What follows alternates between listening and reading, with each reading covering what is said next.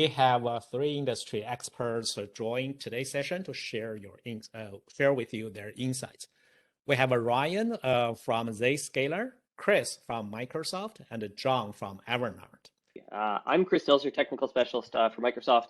I've been doing these cyber tech and risks quite often. I've done, I think, 2 or 3 of them in the past. I did one of threat protection in March. Microsoft has partnered with Zscaler over the years. We have a really good better together story. So today, in conjunction with John from Avanade, we're going to talk about modern workplace security.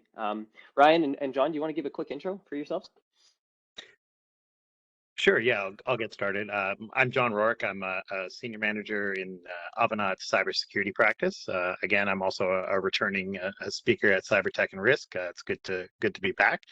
And yeah, I specialize, in basically most aspects of cybersecurity and securing organizations from a professional services standpoint. And Ryan?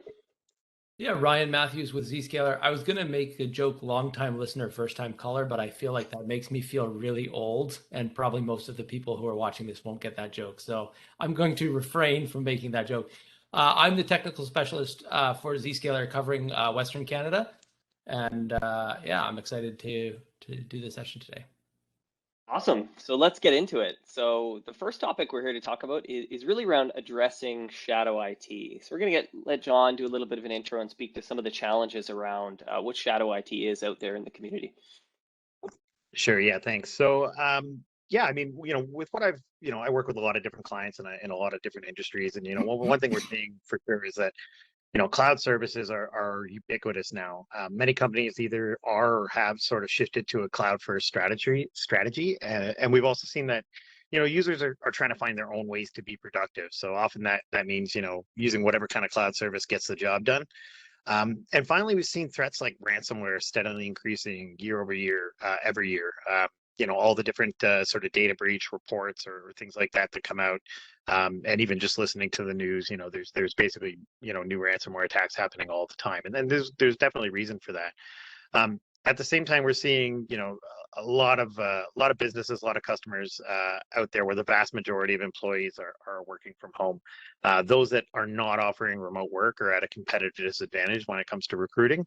And I think, Ryan and Chris, I think you'd agree that this is really changing the way that security teams need to approach their jobs. So I guess my first question is going to be, how do these changes affect the efficacy of a security solution like Cloud Access Security Broker?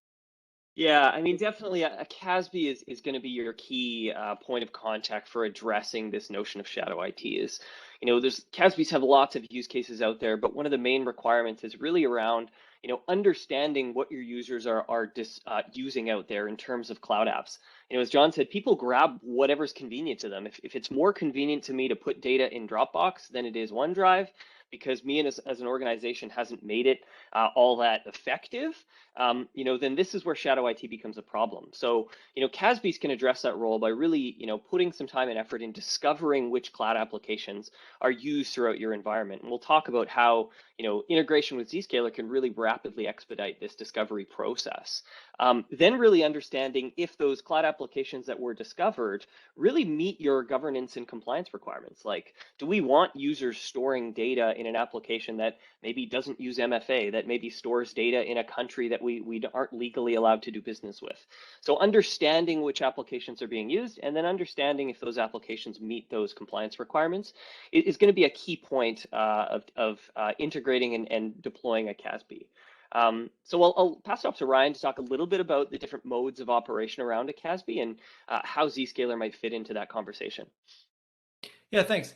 I think this is one of the things I like to talk about a lot, because I think people come to either Chris or to me and they're like, yeah, I need CASB. And they don't really understand like what function are they hoping to achieve. And so I really break it down into 3 buckets.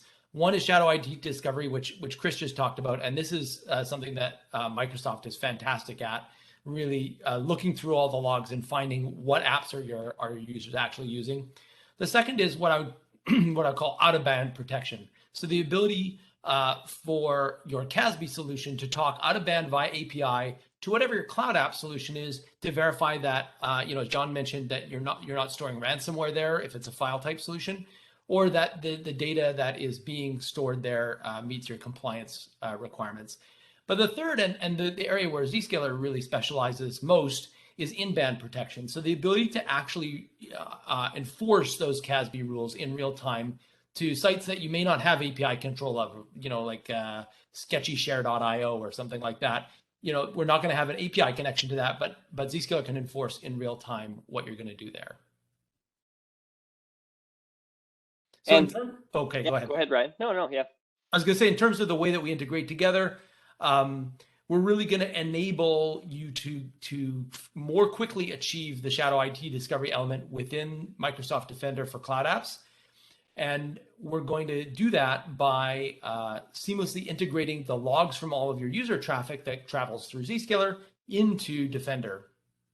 And then we're going to allow you to take the actions that you take in Defender for cloud apps and sync that back to Zscaler so you can get that real-time enforcement. Yeah, it's really a great better together story. And here's a diagram of kind of how the architecture would work is, Zscaler is a great solution for really just proxying all traffic through the Zscaler cloud interface. So no matter where your users are, no matter what websites they're accessing, we understand and we have access to that data. So we introduce what we call native log forwarding within the Zscaler appliance. So the Zscaler appliance can send all of its logs directly to CASB. And our Defender for Cloud Apps now gives you this really great dashboard to understand what applications your users are using, how much data is going in and out of those applications, and start making some business decisions that, hey, this is a risky application like Box. People should be using OneDrive. There's no reason why 10 gigs of data should be leaving our organization going to Box. So with our integrated API polling, you can just mark an application as unsanctioned within the CASB interface, and that will actually synchronize directly to the Zscaler appliance and do that in-band real-time enforcement no matter where that user is. So it's really like this sort of cycle of shadow IT. We support the discovery process through log ingestion, and then the blocking process on the Zscaler side through direct API polling and integration. So it's a really good, better together story from a shadow IT perspective. Anything else to add, Ryan or John? No, I think we nailed it. Nope. Awesome, great. So the next topic is around preventing data exfiltration, and we'll have John step in here and just talk a little bit about the challenges that he's seen out there around, data exfiltration.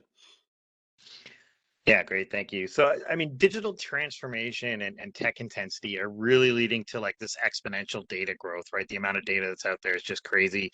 This growth, combined with the increasingly remote workforce and things like cloud migrations has really created a complex data sprawl, right? So organizations just have data, in all these different services and locations. Oftentimes that data is pretty sensitive.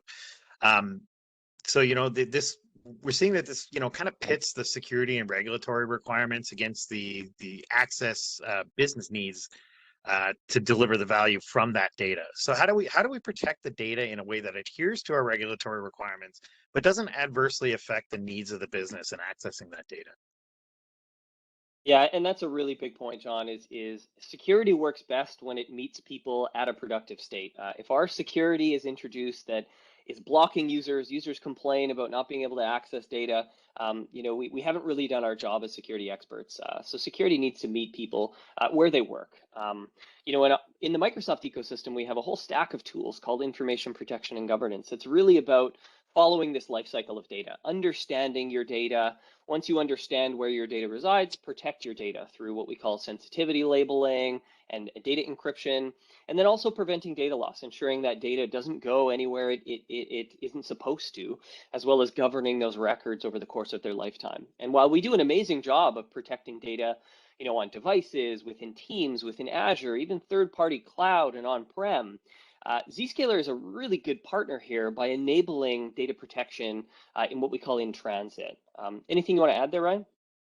No, I think the next couple of slides will kind of like help fill in. So, from a Microsoft ecosystem, definitely we do what's called sensitivity labeling. So we introduce these what are called sensitivity labels, and we tag documents with them. It's all part of our data classification scheme. So this document is considered confidential, and I don't want this document going to certain locations. And this experience is great in the Microsoft ecosystem. It's fully integrated into Office 365. Users can choose these sensitivity labels, whether they're in Office on their iPhone or Word on an iPad or, on their desktop or web apps. So tons of flexible labeling options to get these documents classified and protected. But we can extend this further. So once these documents are classified and protected, we can introduce integration with Zscaler to better protect these files and ensure these files only go to the locations and repositories that we designed for. Yeah, and I want to just hit on one thing that Chris talked about there, which is, I think, pretty important. In order for data loss prevention to be really successful, you have to know what you're looking for. If you try to look for something generic like credit card numbers or social insurance numbers, you'll have a reasonable number of false positives, or you'll miss things, right? Just because you're looking for something generic. And we have pattern and phrase matching, and we do a lot of techniques to reduce the number of false positives, things like looking for LUN checks on credit card numbers and whatnot. But this is where the Microsoft information protection becomes really powerful, because each label that you assign through Microsoft actually gives you a GUID that you can search for. And that GUID is very unique and very easy to spot in file traffic. And so we can now look through every document that traverses from your users to the internet and start to look for that GUID. And you have a very high success rate of finding things with very low rate of false positives. So we've got lots of built-in dictionaries to do standard things, but Microsoft really takes this to a next level in terms of efficacy. We also offer two other capabilities. One is exact data match, which is the ability to take a database like a SQL Server database that you might have running some business functions. You can actually index the entire contents of that database using our tool and upload hashes of all those records to the cloud. And we can actually look for the exact records from your database. So now, instead of looking for generic credit card numbers, we can look for the exact credit card numbers that you're storing, which again is a significant up level in terms of efficacy. And the third one here, which is pretty cool, is what we call index document match. And this is useful for industries like insurance, where you've got a bunch of forms that are going to be filled in. And so you give our tools an example of what an empty form looks like, and then we'll find filled forms in the traffic. So I think key to this whole discussion is how do these things work together? So once your users are on Zscaler, all of their internet traffic is passing through our Zero Trust Exchange, whether it's destined for Microsoft applications or for non-Microsoft applications.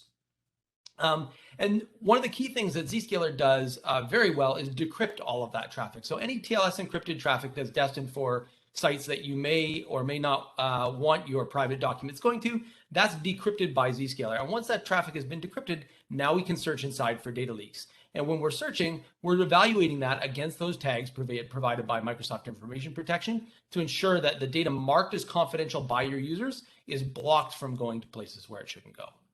And that makes a really elegant experience for the users. Is they can continue to do data classification within the Microsoft ecosystem using sensitivity labels, using their Office products. But we now have control at the network levels to determine anytime one of those documents tries to go to a location that we don't want, or we have a policy around, Zscaler can enact controls to really keep that data where it belongs. So really good better together story. Cool. Then the next topic is one of my favorites and close to my heart, is really around managing and protecting endpoints. So we'll pass it over to John to talk a little bit about the importance of this particular topic. Yeah, thank you. This is definitely a topic near and dear to my heart as well. That's kind of where my background in IT actually started, was really around managing endpoints. So in the last year, we've seen that cybercrime has really become a lot more sophisticated, widespread, and relentless. The cybercrime, supply chain, if you will, continues to mature. Anybody can buy these services to conduct malicious activity for, financial gain or other kind of nefarious purposes here. Services are often very inexpensive and well supported, with compromised PCs going for, as low as 13 cents each, and ransomware kits, operating on an affiliate model where the supplier actually provides support and takes a cut of the profits. So we've talked about a number of challenges so far. How can we manage and protect assets when we can no longer use, that corporate network as an anchor of trust? Yeah, exactly. And that means identity is now becoming that new perimeter. As users are using devices, those devices are undergoing changes, right? Maybe they're not patched. Maybe they, don't have disk encryption. Maybe they have very serious ransomware infection. So we need endpoint protection integrated into our access control strategy. And integration with Zscaler provides some really great benefits to this. But the core of Microsoft's endpoint protection strategy is in our Defender for Endpoint. And this is our EDR platform fully integrated into the rest of our XDR tools. And we are an open book in terms of APIs. You can use APIs to do anything on endpoints. Look at vulnerabilities, drive into what we call automated investigation and remediation features that we're going to talk about in a minute. And all of these APIs are fully able to be tapped in with a lot of partners out there, Zscaler included. So when you deploy Defender for Endpoint in conjunction with Zscaler, we get a lot of really cool integrations. And one of my favorite is really around automatic investigation and remediation.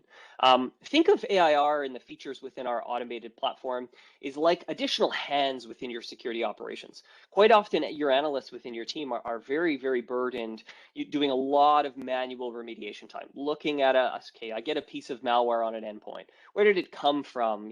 Is it still, on the endpoint? What are the processes that it spawned? Did it change any registry keys? There's a lot of things that you might go through as an analyst that can take a lot of time and effort. So we introduced Defender for Endpoint Automatic Investigation and Response to sort of mimic the ideal steps a human would generally take. So I like this as like an army of SecOps analysts working 24/7 to support your organization. But security automation is not, hey, if we get a piece of malware, let's isolate that machine. That's not an effective way because ultimately we're going to end up with productivity problems in that regard. So when we look into all of the different steps that an analyst might take when investigating and remediating threats, we think of it from the high level following steps. Determine whether the threat on the endpoint requires any action, perform those necessary remediation actions, decide what additional investigation should be done next on that endpoint, and then repeat this as many times as necessary for every alert. Now that's a very long, arduous process to do manually. So we introduced automatic investigation and remediation to help facilitate this. So if we see a threat on an endpoint, we see a malicious file on an endpoint, we can drive these investigations automatically on the endpoints in question. And they sort of mimic the ideal steps an analyst would take. They work 24/7, unlimited capacity. As many alerts as we can throw in the environment, we can dispatch automated investigations to help deal with these things. And what's unique is, on the next slide, is really how Zscaler is able to integrate with this API in order to trigger these automated investigations around your endpoints. Yeah, so in this space, what Zscaler is primarily focused on is finding those threats in files that your users are trying to download and blocking those threats from reaching the endpoint. And we call that feature Advanced Cloud Sandbox. And so we process a massive amount of traffic in the Zscaler cloud, over 120,000 individual updates to our security policy every day when we find new malware or new viruses or whatever. But one of the things that we have seen a lot from attackers in the last 18 months is that they'll take known malware and they'll repackage it in a new way so that it'll slip by all of those traditional security that just detects a known hash. And this is where sandboxing is really powerful. So we're leveraging, again, that SSL decryption to look inside all of your users' traffic. They try to download a file. If we've already seen that and we know it's a bad file, we'll block it immediately, right? So we're not going to allow your user to download known bad data. But there will be things that we've never seen before. They may be unique to your organization, or they may be these kind of repackaged threats that just don't match a known signature. In that case, we send it to our Advanced Cloud Sandbox for analysis. We actually install that file. We run it in our sandbox to see if it does anything suspicious. If we determine in the sandbox that that file is malicious, we're able to leverage the API to send a message over to Microsoft to say, hey, we found this known malicious file. Here's the hash, and here's the client you should go looking for it on. And again, trigger that automated incident response so that Defender can go do its thing to clean up the endpoint, rather than the alternative solution, which Zscaler supports and works really well if you don't have Microsoft, is that we basically make the user wait 5 to 10 minutes while we do that analysis. And so they try to download the file and they're stuck waiting, which is great for security because you don't get those malicious files coming through. But this is a far more elegant approach where the user and the security are meeting. The user is probably going to be mostly downloading files that are not malicious, and so they're just getting them as soon as they need them. And if the unlikely event happens that you do get a zero-day threat hit you, this API allows us to contain it before it becomes a problem. Yeah, I mean, what's awesome is Defender for Endpoint from an EDR perspective is like a flight recorder. Think of it like a black box for your endpoints. We maintain a history of every file that was ever executed on every endpoint. over a 6-month period is our data retention today. So we know every file hash that was run on any endpoint in the last 6 months. As soon as Zscaler finds a particular file as being a threat, it basically queries that hash into the Defender for Endpoint data. So it says, have you seen this hash in the last 6 months? And if we do get a hit, we can now enact a response and have APIs sort of drive those investigations to help quarantine those files. So really good coordination between the two technologies here. Awesome. Next topic is around secure work from anywhere. And there's nothing more relative than this topic in this day and age. So I'm going to have John hop in and provide some comments around why secure work from anywhere is so important these days. Yeah, this is definitely a topic that I've had a lot of experience with. I actually, up until a few months back, I was actually co-workers with Chris. So, you know, starting a new role at a company, new normal that we're now living in is a very different experience than certainly than I've been used to. And you know, in my new role, you know, onboarding at client projects has also been a really interesting experience. You know, highlighting the various levels of maturity that you know, a lot of companies have with onboarding people who are either you know, contractors or working in a contractor capacity or accessing their environment in some way. And you know, everybody kind of does that a little bit different. So we talked already about how cloud services are ubiquitous, remote work's the new normal, and it's fairly safe to say that the old approach to security, where we assume that everything on the corporate network was supposed to be there, is kind of obsolete. So the Microsoft Digital Defense Report, which is a great report for security decision makers and practitioners and things like that. And that report, the recent one, references a lot of nation state threat actors using VPN exploits and talks about how, you know, relying on traditional firewalls and VPNs in this age where users are consistently accessing applications and services that are beyond the firewall really requires a new approach to security. So I know it's a lot to unpack there, but can we talk about how we can best approach the idea of securely onboarding new employees remotely, and also how we can ensure that they have access to everything that they need in a secure manner? Absolutely, John. And first, let's touch on how things are traditionally done the old way. And you know, I come from a big desktop background. I was an SCCM administrator for over 10 years, so I know the complexities involved in building custom images, custom task sequences, custom boot, you know, pixie points, and the complexities that go involved with overwriting off-the-shelf hardware with a custom image and having those drivers work. I mean, I think I still wake up with nightmares and cold sweats about the new Dell model that's going to end up in my, you know, build room and that I don't have drivers for, that I can't pixie boot. And those challenges cost time, they cost money, and it makes this an extremely extensive and expensive proposition in order to do this the old way. So the new way is how we operate at Microsoft and how many organizations are transforming.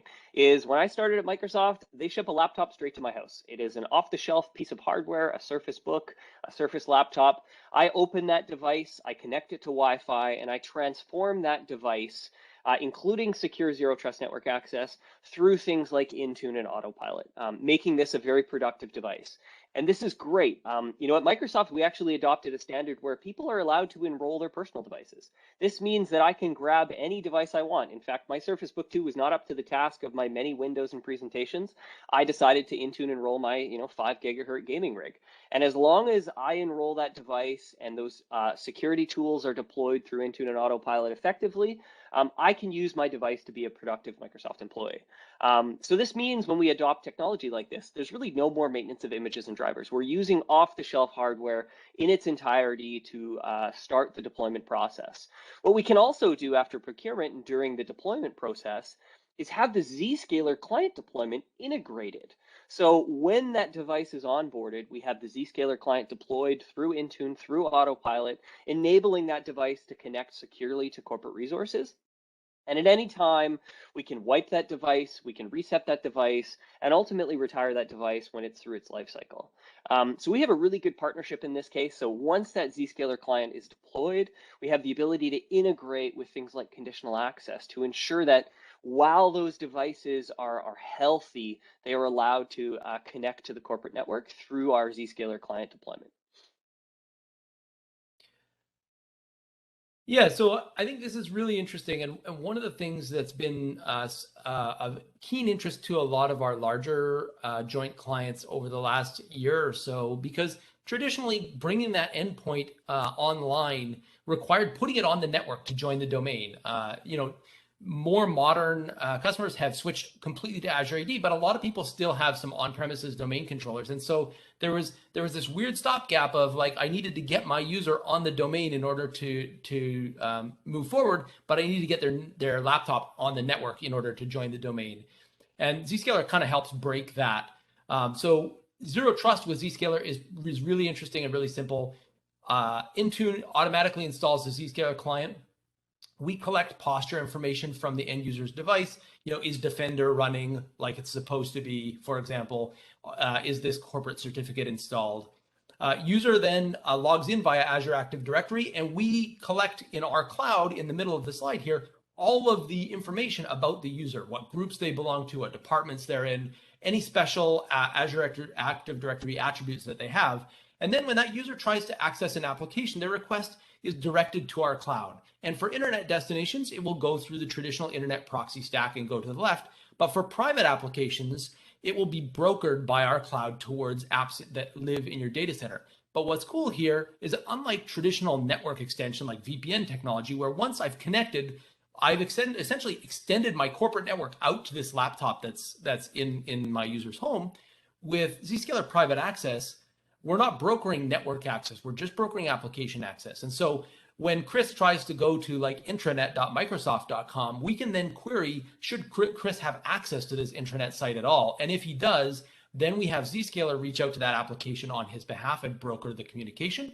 And what's even more powerful about this from a visibility perspective, when we compare with traditional network-based technologies, is we can ship all of the data about these transactions back off to Sentinel. So now you've got a log showing which users access which apps from which locations, how much data they transferred, how long they were connected.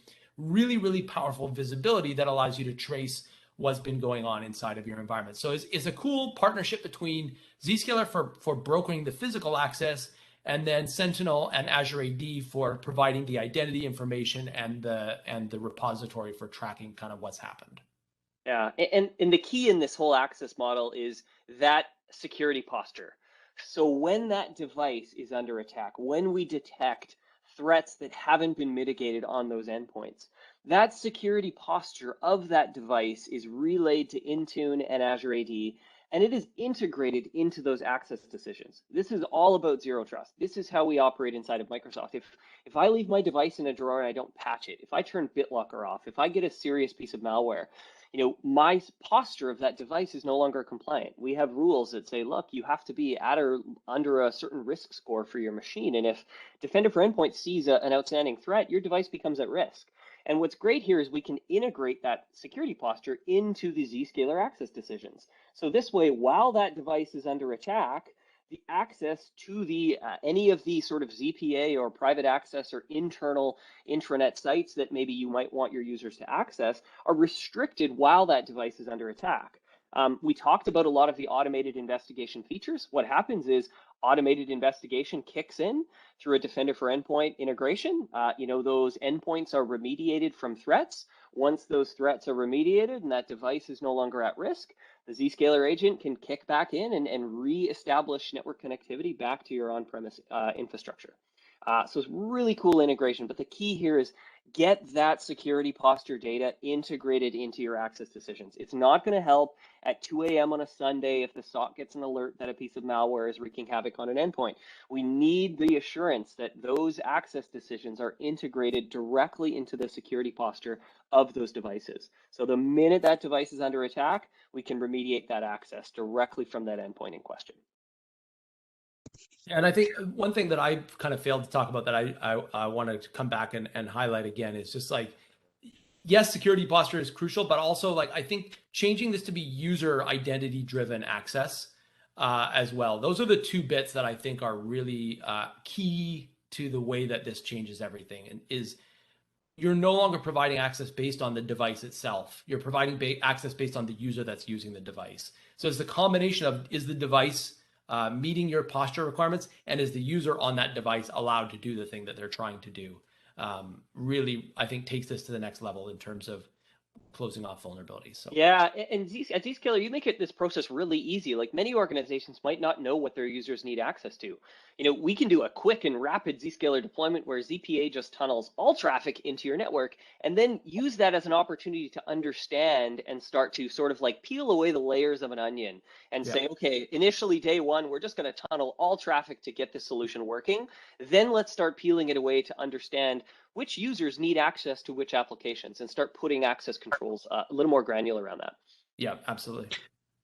So I have another sort of question to add here. Like I noticed that a lot of clients that I work with, a lot of businesses, Fortune 500 or otherwise, VPN has always been kind of this holy grail of security. Like before you can do anything else, you have to connect to VPN.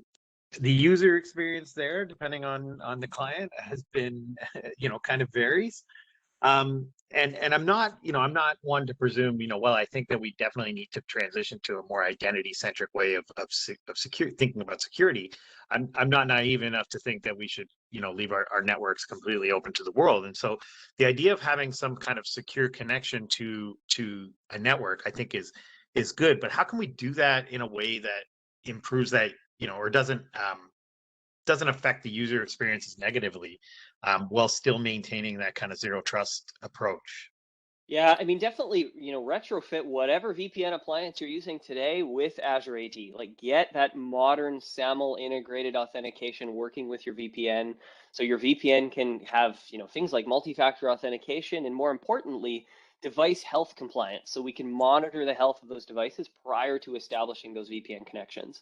And then definitely think about, those applications that are sitting behind VPN, do I need them behind VPN? Maybe there's ways that we can take those applications and publish them directly to Azure AD. We went through that exercise inside Microsoft. Is we actually used VPN and radius accounting to figure out what were people still connecting VPN for, and use that accounting data to start to say, hey, I connect VPN once a week to access, this particular application, and then make it a project to get that application out of VPN. Like, let's get it published directly to Azure AD using modern authentication like SAML. And at Microsoft over the last few years, we did this. I don't think I've connected my VPN at all through Microsoft in at least the last few years. And that really shows the power of that native integration with Azure AD, and start to rely less on that full VPN tunnel that you might have had in the past and more granular application level access. Yeah, and I think where you can't get access to change the applications in the way that you want, where you're using off-the-shelf software, that's where ZPA can give you that seamless experience where you just like open the laptop and work. We're linking with Azure AD automatically using integrated Windows auth, so your user never sees a Zscaler prompt. It's just silently running in the background and doing its thing. So Yeah. for things like providing access to a domain controller that's sitting in a data center where you can't just like magically shift that behind Azure AD, this allows us to give pre-login access or background access to those kinds of things very simply. So, all right, I think we got to move on. We spent too much time on that one. No, it's all good. That's good. We got time. Last topic. So last topic is around modernizing security operations. So we'll let John do a little bit of a blurb around, why modernizing security operations is just so important these days to stay ahead of attackers.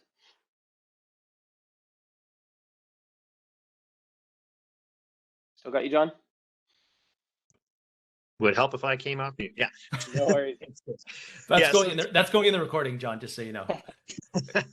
There's always one, right? There's always someone.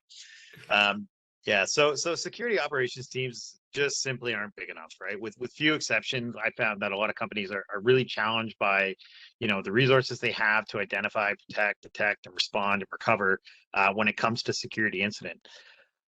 What's more, there's so many tools out there to protect against so many threat vectors that it can seem a bit difficult to manage it all. So, even today we talked about several of the, different security solutions that Microsoft and Zscaler, have available for customers. But how can companies get a better look at the big picture?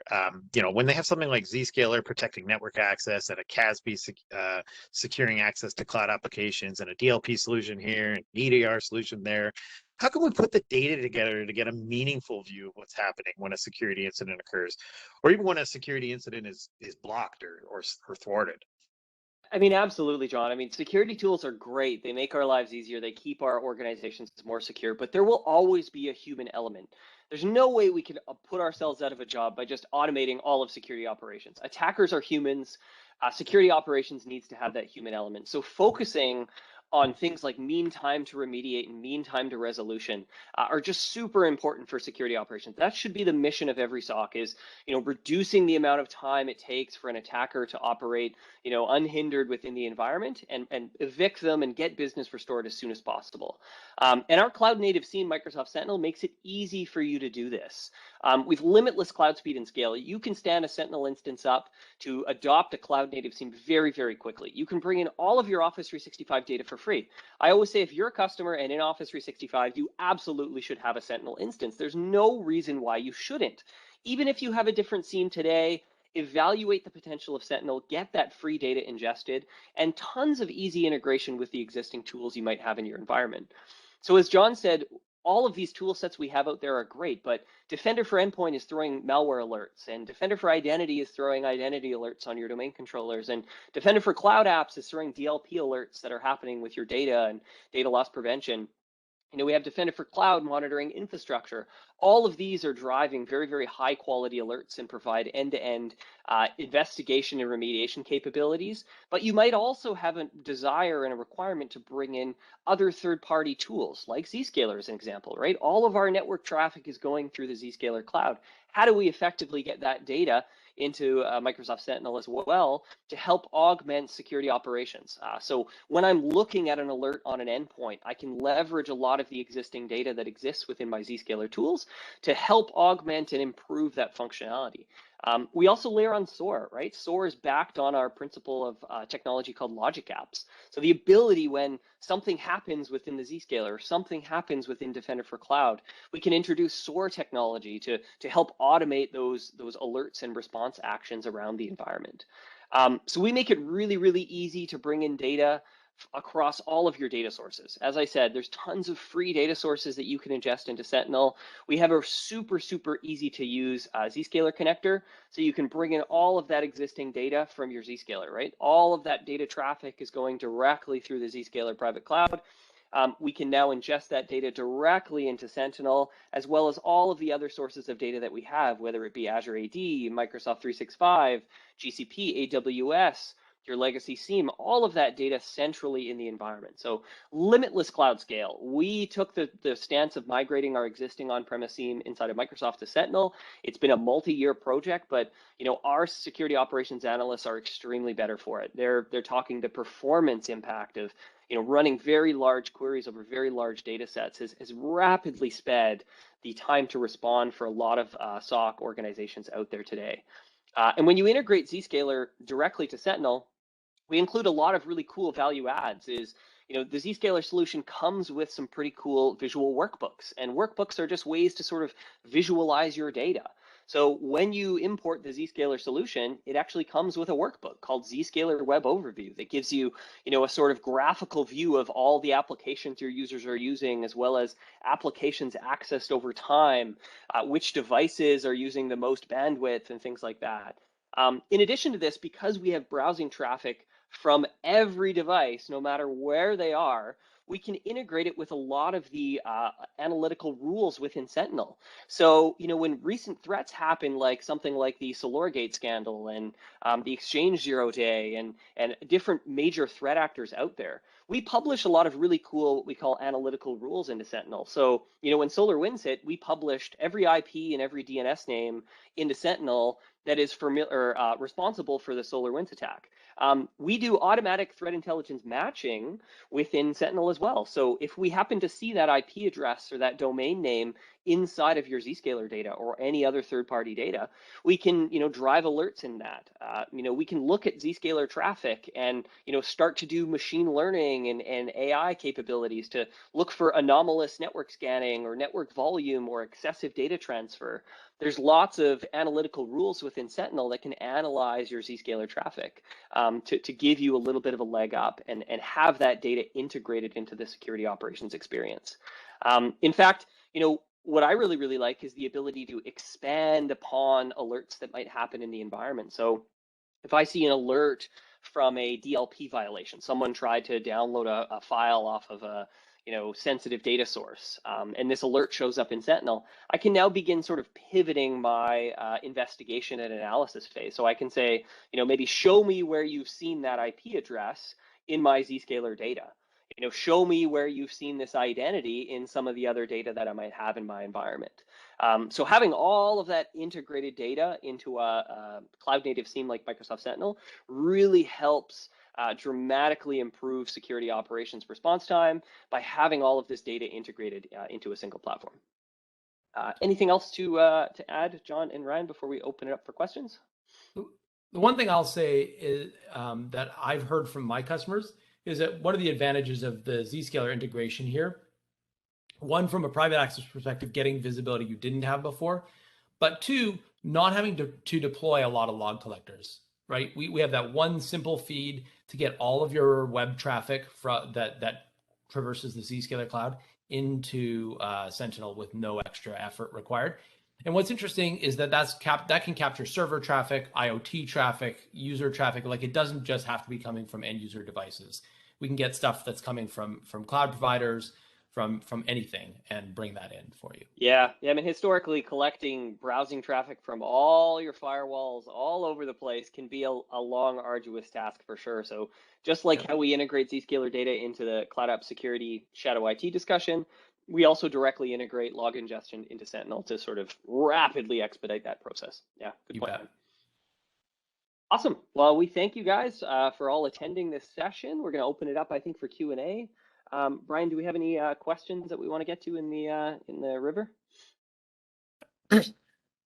So first of all, thank you very much, everyone. That's a great discussion. And within a short period of time, we walked through 5 major areas. So that's fantastic.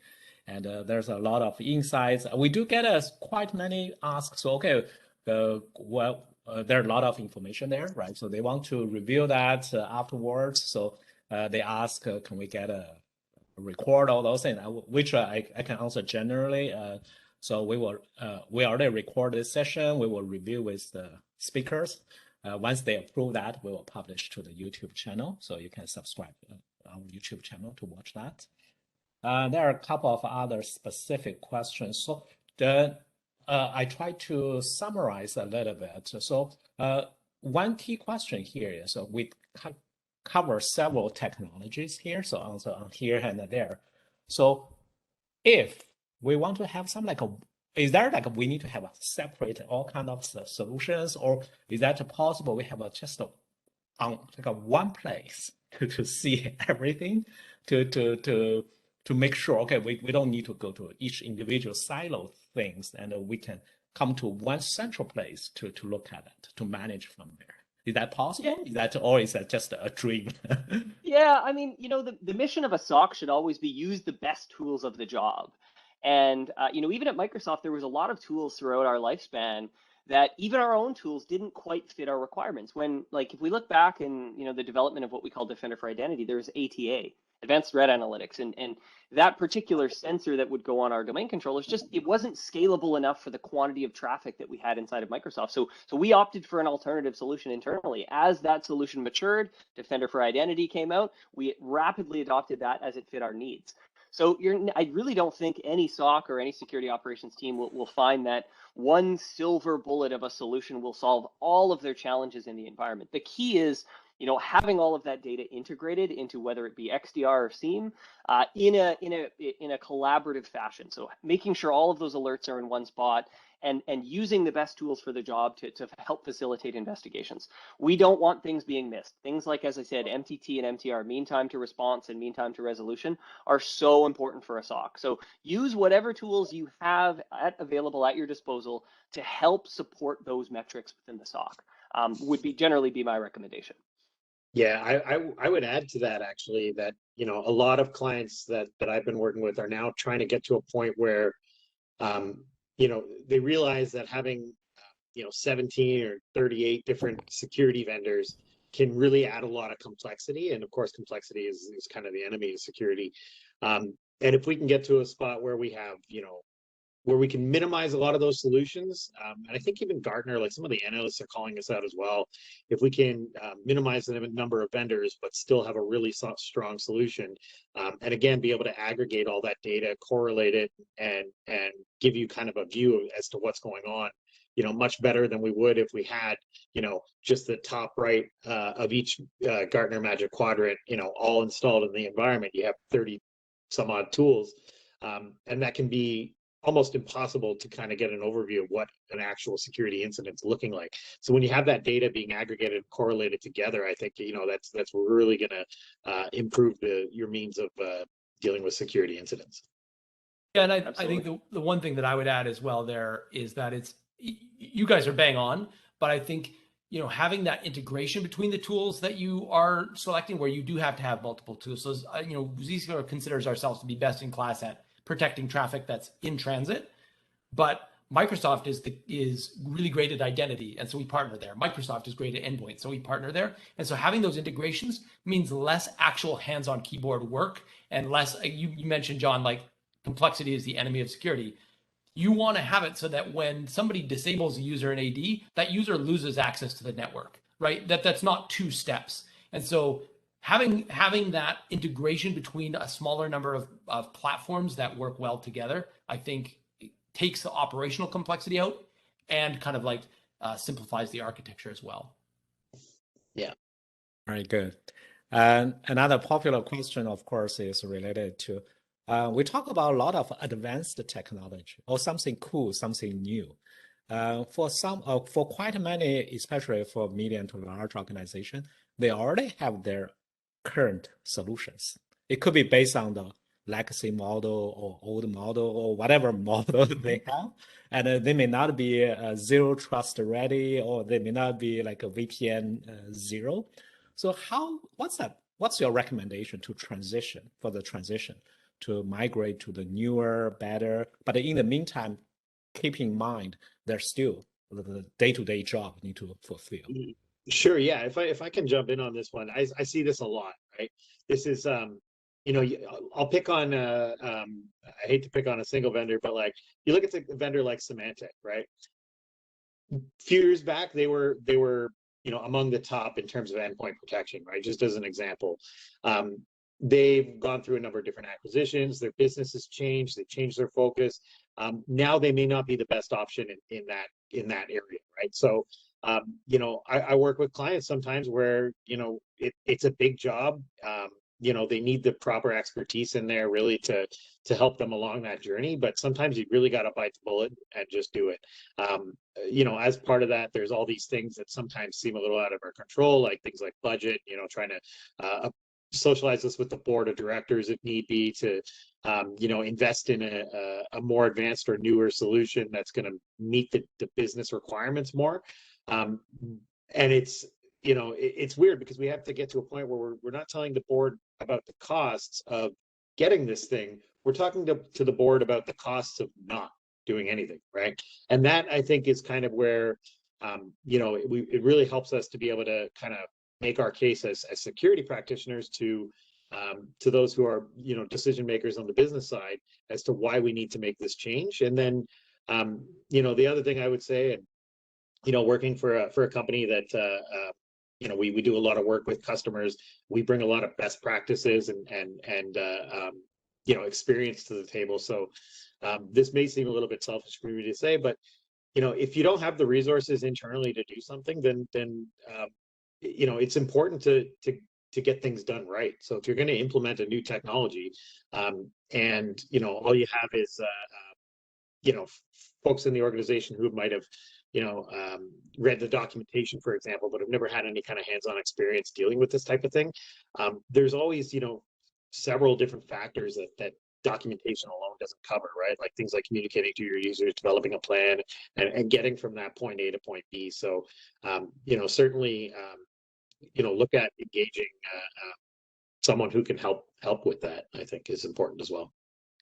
Yeah, I think I'll add a couple of thoughts here in terms of the question. I think, firstly, a lot of the reasons, and I think John kind of touched on this a little bit and would probably agree with this, a lot of the reasons we're seeing people start to consider these solutions is that the model has changed, right? There was a time when a lot of these solutions were implemented that the apps were all in the data center running on servers, on VMs, right? The apps are no longer in the data center. People are starting to adopt SaaS applications, whether it be things like Office 365, which we saw obviously a massive adoption during pandemic, but things like Workday, Salesforce, right? A lot of that data is moving out of the data center, and organizations are starting to like retool and reconsider, like, how do I secure this when not everything is in one place? It was very easy to secure when the center of gravity was the data center, and it's not anymore. And so what we're seeing as a motivation for this is that people can deploy the Zscaler in like a week, 2 weeks. We've had customers deploy in days, hundreds of thousands of users, quickly get to proxying all that traffic, getting the visibility, getting the control over it. And they get that control regardless of where the user is and where the app is. And yeah, some of that stuff is still going to be in the data center, and they may still keep some of those tools that are in the data center today, but they recognize that the transformed state is much different than the current state, and that you need new tools to secure that modern workplace. And that's kind of what we talked about earlier as well with the modern workplace solutions around Intune and stuff like that. And I'll add, we have a lot of really cool, actually, evaluation tools online to kind of walk you through some basic information gathering. Where are you at with identities? Where are you at with endpoints? Where are you at with applications? To sort of assess where your current state is in terms of zero trust, and give you some recommendations for where to go next. So I'll drop a link in the chat around our zero trust assessment tool that we have available online. And it's a great way for you to sort of benchmark your organization and come up with some actionable next steps of where to go. Perfect. All right, so it's coming to the end of our today's session. So first of all, I'd like really thanks again to our 3-hour speakers to share their insights, and also thank everyone online. Before we go, are there any like a last minute tip, advice, or departing message, kind of a wrap up our session? I gave each of our speaker 30 seconds to finish that. Yeah, I mean, I'll say, look at zero trust. I mean, as much as we want to say this is a buzzword that's out there in the media, we have real world tools between Microsoft and Zscaler to rapidly expedite and rapidly adopt this zero trust posture. And it's not as complicated as organizations think if they just put some time and effort into evaluating what technology is out there and how can it align to this zero trust strategy. And I'll kind of build on Chris's 30 seconds and kind of take some of that for myself as well. I think one of the things that we've seen a big change in the last kind of 6 to 9 months is don't assume that zero trust is only for remote access, right? I think that's where people have started, is like VPN zero, but a lot of our customers are now considering, like, when my user comes to the office, it should be no different than being at an internet cafe, being at home, right? I want to treat the user the same in the office as remote. And so that's, I think, a concept that I want to leave people with around, really considering what is trustworthy and what should I trust and what shouldn't I trust. Yeah, and I would just say, security has to be a priority. I think it's probably, if you're attending this this session, then security likely is a priority for you, but we need to make that a priority of the business at all times, because we know the consequences of not doing so can be pretty detrimental to business. Data breaches are getting more and more expensive, and it's just, you got to make it a priority, and also use MFA and yes, zero trust. All right, so it looks like a zero trust is a central message, and this is it's not a technology, it's a model, architecture, or philosophy, right? So although you can implement different ways, but this is the core, the spirit for the current and probably in the next couple of years, the major industry focus. All right, so with that, thank you very much. I'd like to wrap up today's session. And for people online, I really appreciate your time, taking from your busy time to join today's session. Thank you very much. Our speakers, thank you very much again to share with us your insights.